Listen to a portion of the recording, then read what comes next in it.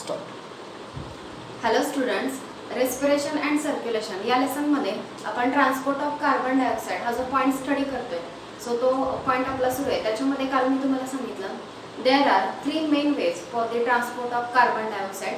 So first way for the transport it is transported by plasma in solution form. Carbon dioxide प्लाझ्मामधून transport होतो solution फॉर्ममध्ये. तर त्या ठिकाणी जो कार्बन डायऑक्साईड आहे it get dissolved or it combined with H2O and form H2CO3. आणि या सोल्युशन फॉर्म मध्ये, या डिझॉल्व फॉर्म मध्ये कार्बन डायऑक्साईडला ट्रान्सपोर्ट केला जातो. Now next in it is second way which is major way. You know that it is transported by plasma in solution form and near about 7% carbon dioxide is transported by this way. या वेळी फक्त 7% carbon dioxide transport होतो. Second जो वे आहे bicarbonate ion form at tissue level. Tissue लेवलला bicarbonate ion फॉर्ममध्ये जो transport केला जातो, सो टोटल जो कार्बन डायऑक्साईड फॉर्म होतो बॉडीमध्ये त्याच्यामधला नियर अबाउट 70% CO2 जो आहे तो या वेने ट्रान्सपोर्ट केला जातो. मग आता हा वे आपण डिस्कस करत होतो, त्याच्यामध्ये टिश्यू लेवलला काय होतं ते झालेलं. तरी एकदा मी थोडाफार याच्यामध्ये रिपीट करते. सो इमॅजिन करा ही टिश्यू आहे आणि या टिश्यूमध्ये ज्या सेल आहेत, या सेल रेस्पिरेशन करताना CO2 प्रोड्यूस करतात. So whatever CO2 produced inside the cell, it is released and that CO2 enters into the blood vessel. So बघा CO2 जो सेल मधून रिलीज झालेला आहे तो तिथून रिलीज झाल्यानंतर ब्लड कॅपिलरीच्या आतमध्ये एंटर करेल. नाव या ब्लड कॅपिलरी मध्ये जे काही RBCs आहे, सपोज ही जी ब्ल्यू कलरची सेल दाखवलेली आहे ही RBC आहे. नाव या RBC मध्ये CO2 आल्यानंतर CO2 combine with H2O, CO2 H2O बरोबर कंबाईन होतो. पण त्यासाठी एक स्पेशल एन्झाईम लागतं आणि त्या एन्झाईमचं नेम आहे कार्बोनिक अनहायड्रेज. सो इथं तुम्हाला फर्स्ट लक्षात ठेवायचे कार्बोनिक अनहायड्रेज.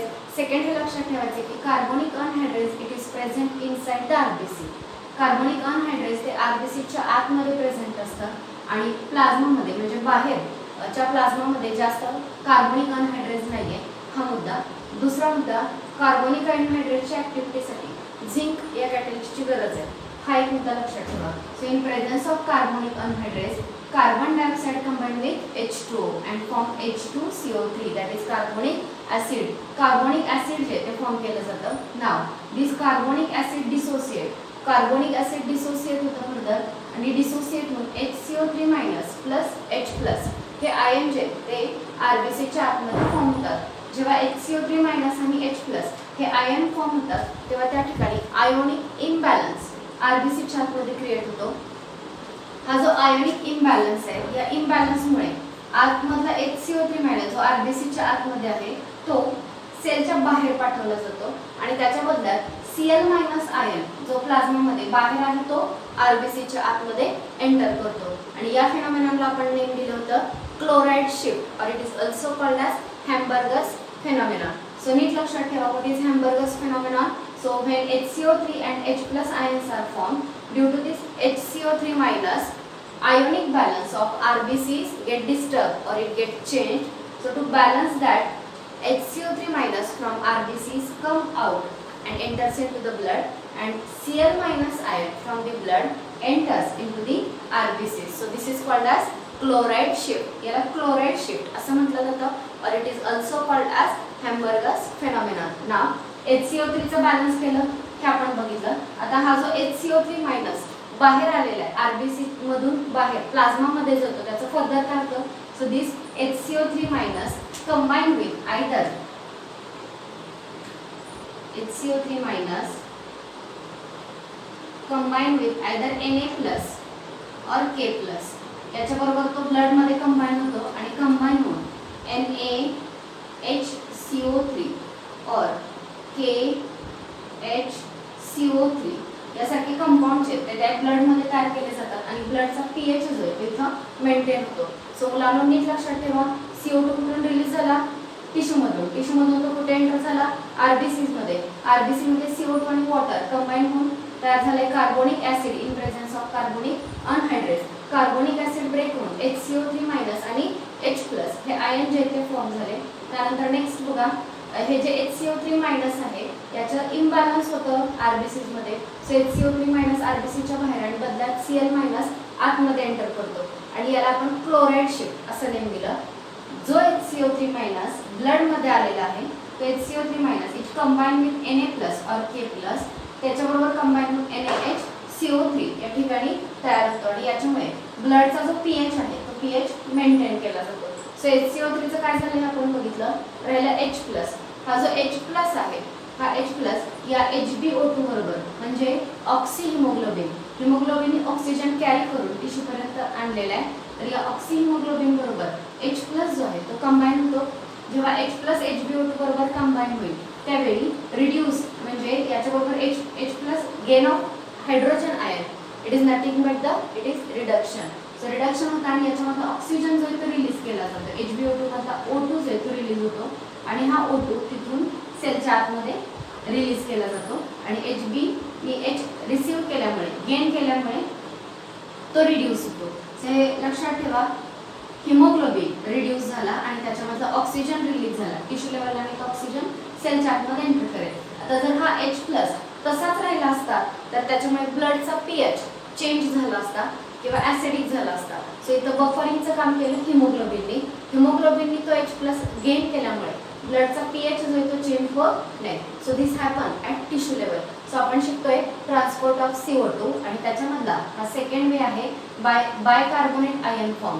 बायकार्बोनेट आयन फॉर्म मध्ये CO2 जो आहे तो ट्रान्सपोर्ट केला जातो. मग याच्यामध्ये कसा ट्रान्सपोर्ट होतो हे मी तुम्हाला सांगितलं टिश्यू लेवल पर्यंत. आता हाच लंग्स जेव्हा जाईल कारण आपला कार्बन डायऑक्साईड लंग्स किंवा अल्व्हेओलाई मधून रिलीज करायचा आहे. सो जेव्हा तो लंग लेवलला जाणार आहे तेव्हा त्या ठिकाणी काय रिॲक्शन होणार आहे.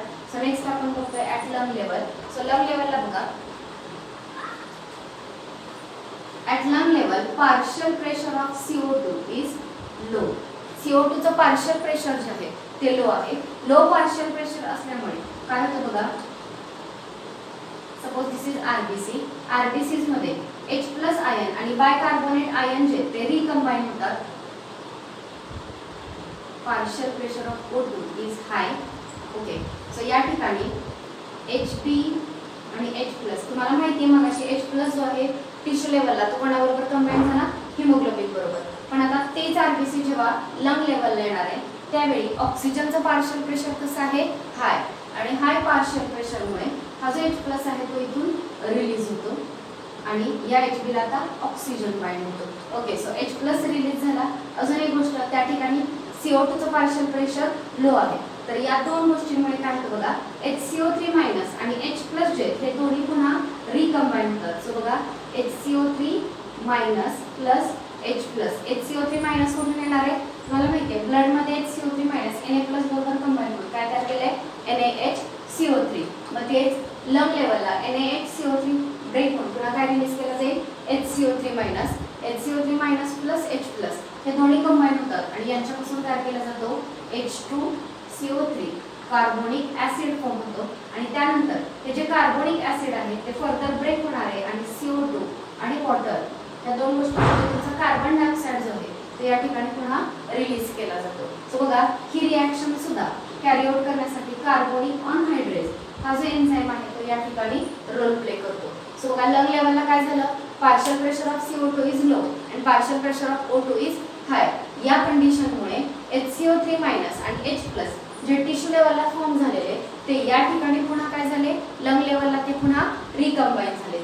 एकत्र आल्यामुळे काय झालं H2CO3 आणि H2CO3 फर्दर ब्रेक होऊन काय रिलीज झालं CO2 प्लस H2O. तुमच्या लक्षात येईल आपण जे इथं लिहिलेले त्याच्या एक्झॅक्टली अपोजिट इथं लिहिलेले. इथं बघा HCO3 मायनस प्लस H+ एंडला होतं तिथून आपण स्टार्ट केली. हे दोन एकत्र येऊन काय तयार झाले H2CO3. So this is H2CO3 आणि त्यांच्यापासूनच काय तयार झाले CO2 प्लस H2O आणि तो जो CO2 आहे तो अल्व्हेओलाई मधून नंतर रिलीज केला जातो. सो यावेळी बायकार्बोनेट आयन फॉर्म मध्ये 70% कार्बन डायऑक्साईड जो आहे तो ट्रान्सपोर्ट केला जातो. सगळ्यांनी हा जो वे आहे तो व्यवस्थित लक्षात ठेवा. याच्यावरती बऱ्याचदा क्वेश्चन विचारला जातो. सो हा सेकंड पॉइंट आपला कंप्लीट झाला. आता जो लास्ट दिलेला आहे ट्रान्सपोर्ट ऑफ CO2 मी स्टार्टला सांगितलं की 3 वेने ट्रान्सपोर्ट होतो प्लाझ्मा मध्ये सोल्युशन फॉर्म मध्ये सेकंड बायकार्बोनेट आयन फॉर्म मध्ये. आता थर्ड जो दिलेला आहे थर्ड जो ट्रान्सपोर्ट मेकॅनिझम आहे it is by red blood cell. By red blood sale.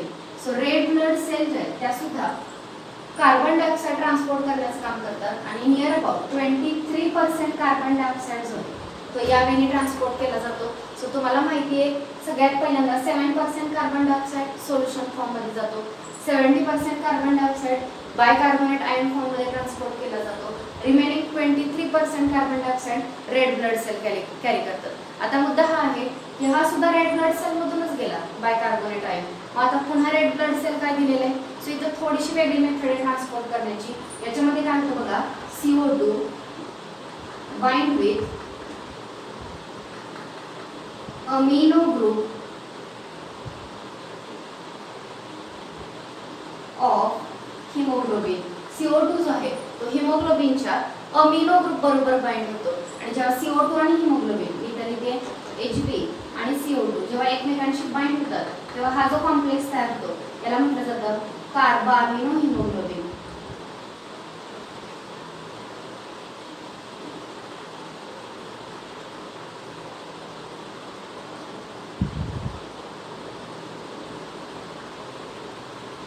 Okay. So यावेळी कार्बामिनो हिमोग्लोबिन टिश्यू लेवलला ज्या आरबीसीज आहेत त्या आरबीसी मध्ये जो हिमोग्लोबिन आहे त्या हिमोग्लोबिनच्या अमिनो ग्रुपला हा कार्बन डायऑक्साईड बाइंड होतो. जेव्हा कार्बन डायऑक्साईड अमिनो ग्रुपला बाइंड होतो त्या ठिकाणी तयार होतो कार्बामिनो हिमोग्लोबिन. आणि हा जो कार्बामिनो हिमोग्लोबिन आहे तो ज्या ठिकाणी partial pressure of CO2 is low, ज्या लेवलला ज्या ठिकाणी CO2 चं पार्शियल प्रेशर लो असेल, कुठे लो असतं, लंग्स मध्ये.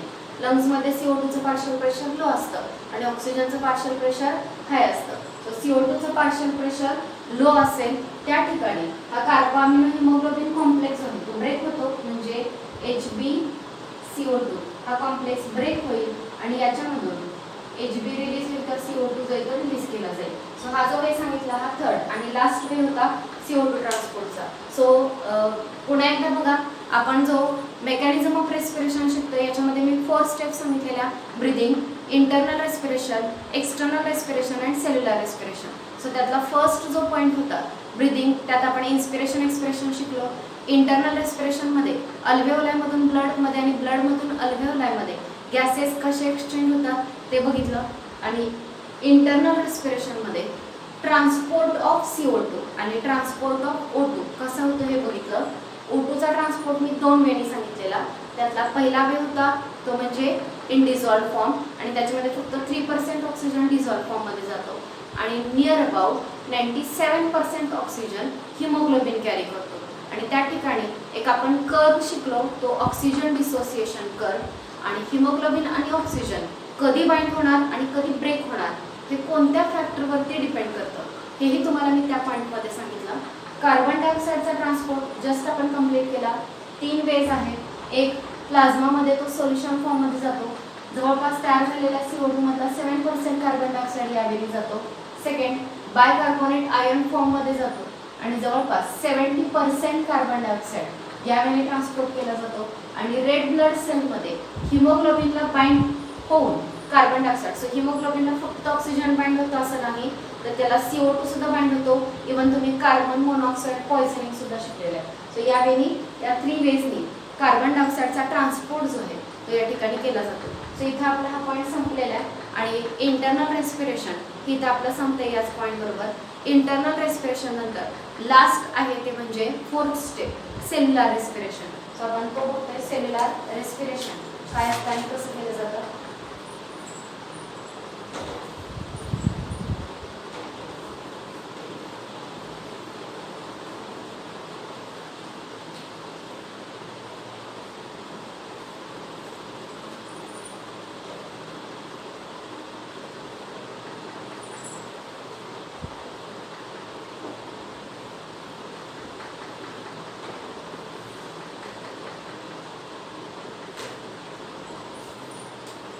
Next is cellular respiration.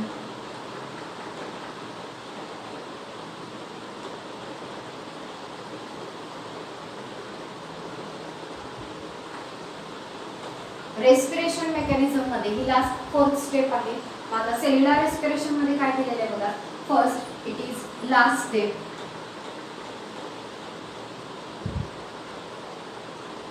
Respiration mechanism मध्ये ही लास्ट स्टेप आहे. It take place inside the cell. ही जी लास्ट स्टेप आहे ती सेलच्या आतमध्ये कॅरी आउट केली जाते. त्यानंतर नेक्स्ट जी दिलेली आहे, it is in this step food is oxidised. So first of all he last step आहे सेल्युलर रेस्पिरेशनच्या मेकॅनिझम. जे तुम्ही जो काही ऑक्सिजन घेतलेला आहे तो या फायनल स्टेपमध्ये आता युटिलाइज केला जाणार आहे आणि CO2 सुद्धा या स्टेपमध्ये तयार होणार आहे. So first of all it is last step. Second thing, it take place inside the cell. सेलच्या आतमध्ये होते, नॉर्मल बॉडीच्या सगळ्या सेलच्या आतमध्ये होते. Next, food is oxidise. याच्यामध्ये फूड मटेरियल जे आहे ते ऑक्सिडाइज केलं जातं. फूड मटेरियल जेव्हा ऑक्सिडाइज होतं तेव्हा त्याच्यामध्ये oxidation means loss of electrons. Electrons remove केले जातात. सगळ्यांच्या माहितीसाठी फक्त बघा, जर ही सेल असेल तर सेलच्या आतमध्ये मायटोकॉन्ड्रिया नावाचा ऑर्गेनेल असतो. सो तुम्ही जे ग्लुकोज घेतलेले ते ब्रेकडाऊन करून पायरुवेट किंवा पायरुविक ऍसिड फॉर्म झालेलं आहे. पायरुविक ऍसिडचं कन्व्हर्जन ऍसिटिल कोएन्झाइम ए मध्ये होतं. हे ऍसिटिल कोएन्झाइम ए मायटोकॉन्ड्रियाच्या मॅट्रिक्समध्ये एंटर करतं आणि तिथं क्रेग सायकल जी आहे ती कॅरी आउट केली जाते. आणि याच्यामध्ये ऍसिटिल कोएमध्ये सगळे इलेक्ट्रॉन्स काढून घेऊन इथं असणाऱ्या इलेक्ट्रॉन ट्रान्सपोर्ट चेनकडे पाठवले जातात. आणि फायनली जेव्हा इलेक्ट्रॉन एका कॅरियरकडून दुसऱ्याकडे जातो आणि फायनल इलेक्ट्रॉन ऍक्सेप्टर इथे ऑक्सिजन असतो. तर ही सगळी इन्फॉर्मेशन आपल्याला बुकमध्ये दिलेली नाहीये. आपल्याला एवढंच लक्षात ठेवायचं आहे ते म्हणजे ही जी लास्ट स्टेप आहे या लास्ट स्टेपमध्ये फूड मटेरियल जे आहे ते ऑक्सिडाइज होणार आहे आणि जेव्हा फूड मटेरियल ऑक्सिडाइज होतं त्या ठिकाणी ATP जे ते तयार केले जातात. So ATP are generated. ATP generate करण्याचं काम केलं जातं. आणि last, it take place in 2 step. It take place in 2 step. हे जे सेल्युलर रेस्पिरेशन आहे हे 2 स्टेपमध्ये कॅरी आउट होतं. मुलांना पॉईंट इझी आहे, फक्त हे जे पॉईंट लिहिलेले ते लक्षात ठेवा. First, it is last step. Second, it take place inside the cell. Third, food is oxidised and during this oxidation process ATP are generated and last one, it take place in 2 step. याच्यामध्ये 2 step येतात. 2 step मध्ये ही carry out केली जाते. मग त्या 2 step काय बघा. So see, first one is oxidation.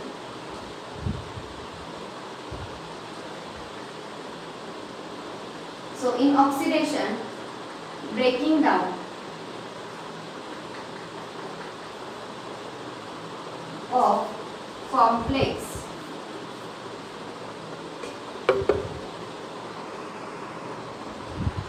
organic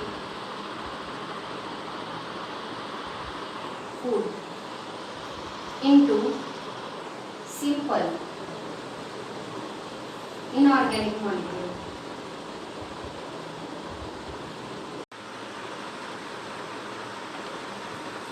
So cellular respiration is carried out in 2 steps. One is oxidation and another one is phosphorylation.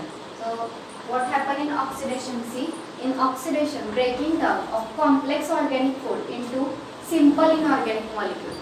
Point easy आहे. याच्यामध्ये काय होतं बघा, complex organic food for example C6H12O6 ग्लुकोजचा formula आहे, complex आहे. It get broken into simple form. C6H12O6 get broken into the carbon dioxide and water, and during this process energy is released, and near about when one glucose molecule is broken 686 kilocalorie energy is released. So see, once again I repeat, we are learning last step, cellular respiration. This happens through 2 phases. One is oxidation and second one is phosphorylation.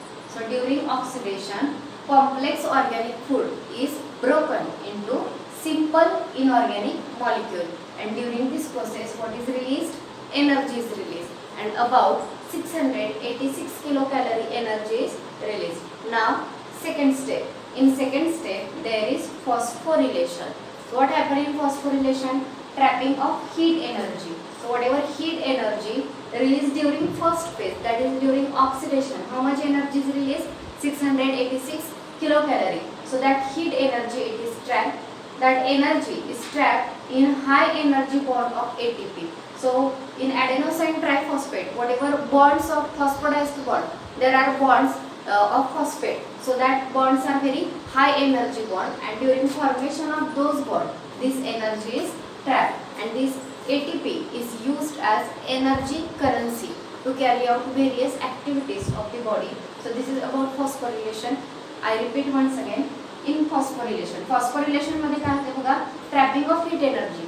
पहिल्या step मध्ये जी heat energy release होते ती trap केली जाते म्हणजे इथं जो ATP हा जो मॉलिक्यूल तयार केला जातो, तुम्हाला माहिती आहे एका ॲडेनोसाइनला, फॉर एक्झाम्पल दिस इज ॲडेनोसाइन, याला जेव्हा 3 फॉस्फेट मॉलिक्यूल्स बाइंड होतात तर फॉस्फेट मध्ये हा जो बॉन्ड आहे हा हाय एनर्जी बॉन्ड असतो, आणि या बॉन्ड मध्ये ही जी एनर्जी आहे ती ट्रॅप करून ठेवली जाते आणि ATP तयार केले जातात.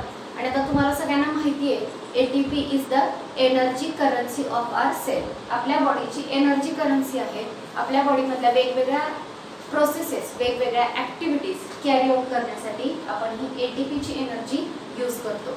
आणि या ठिकाणी आपलं मेकॅनिझम ऑफ रेस्पिरेशन संपलेलं आहे. सो बघा मुलांनो, in mechanism of respiration 4 point आपण डिस्कस केले.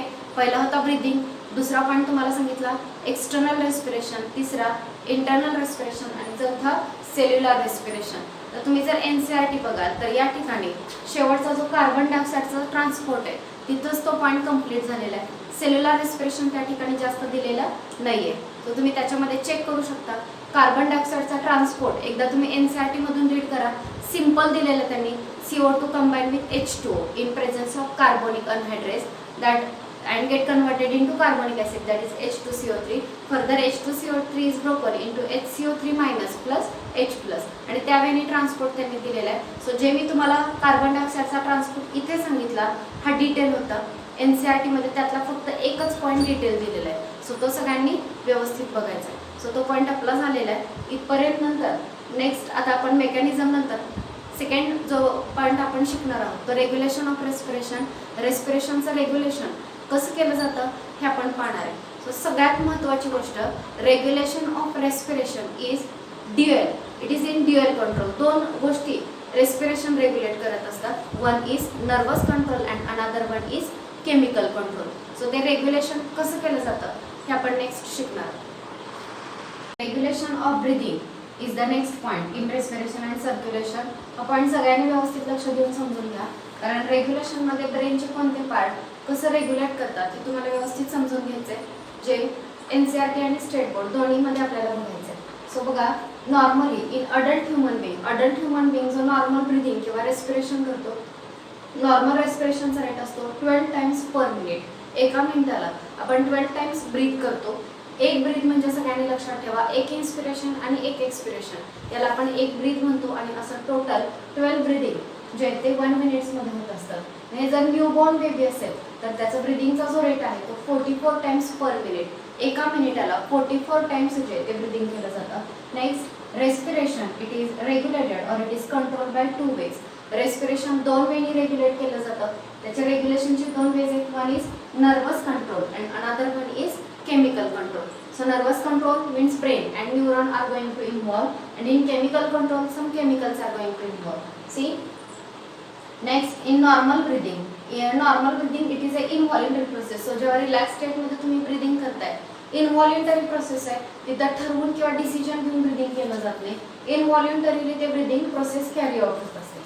तर हे जे breathing जे कंट्रोल केलं जातं ते काही न्यूरॉन कडून कंट्रोल केलं जातं. So these neuron mainly control rate and depth of breathing. Rate control करणं म्हणजे एका मिनिटाला किती वेळा ब्रीथ करताय ते कंट्रोल करणं, आणि डेप्थ रेग्युलेट करणं म्हणजे तुम्ही किती डीप ब्रीथ करताय हे रेग्युलेट करणं. सो रेट आणि depth of breathing it is regulated by some neuron. Now these neurons are located in 2 regions of the brain. So ब्रेनचे 2 regions बुकमध्ये डायग्राम दिलेली आहे, तिथं तुमच्या लक्षात येईल. There are 2 regions, one is pons and another one is medulla. So suppose जर हा आपला ब्रेन असेल तर या ब्रेनमध्ये इथं खालचा जो पार्ट आहे ज्याला ब्रेन स्टेम म्हणताय, तर इथला जो रिजन आहे याला पॉन्स आणि हा खालचा जो रिजन आहे याला मेडुला असं म्हटलं जातं. So these neurons are located in pons and medulla. आणि पॉन्स आणि मेडुला मिळून हे 2 जे ब्रेनचे पार्ट आहेत ते मिळून रेस्पिरेटरी सेंटर जे ते तयार करतात, जे आपला रेस्पिरेशनचा रेट वेगवेगळ्या ड्युरेशनला वेगवेगळ्या टाइमला कसा रेग्युलेट करतात हे आपण बघणार आहे. सो बघा पुढे एकदा, अडल्ट ह्युमन बिंग किती वेळा ब्रीथ करतात? 12 times per minute. Newborn 44 times per minute. ब्रिदिंगला रेग्युलेट करण्याचे 2 वेज आहेत, नर्वस कंट्रोल आणि केमिकल कंट्रोल. इथे आपण नर्वस कंट्रोल डिटेल बघणार आहे. नर्वस कंट्रोल आहेत म्हणजे याच्यामध्ये काही न्यूरॉन पार्टिसिपेट होतात. हे न्यूरॉन मेनली पॉन्स आणि मेडुला, ब्रेनच्या या 2 पार्टवरती, पॉन्स वोरोली आणि मेडुला ऑब्लांगेटा या रिजनवरती लोकेट झालेले असतात. सो हे 2 रिजन जे आहेत ते ब्रेनचे हे रेस्पिरेटरी सेंटर तयार करतात आणि हे जे रिजन आहेत पॉन्स आणि मेडुला आणि यातले न्यूरॉन्स आपला ब्रिदिंगचा रेट आणि डेप्थ रेग्युलेट करण्याचं काम करतात. आता हे जे रेस्पिरेटरी सेंटर आहे ते मेन 3 पार्ट्समध्ये डिवाइड झालेले आहे. सो याचे जे 3 पार्ट्स आहेत ते डिटेल आपण नेक्स्ट लेक्चरला स्टडी करणार. थँक्यू.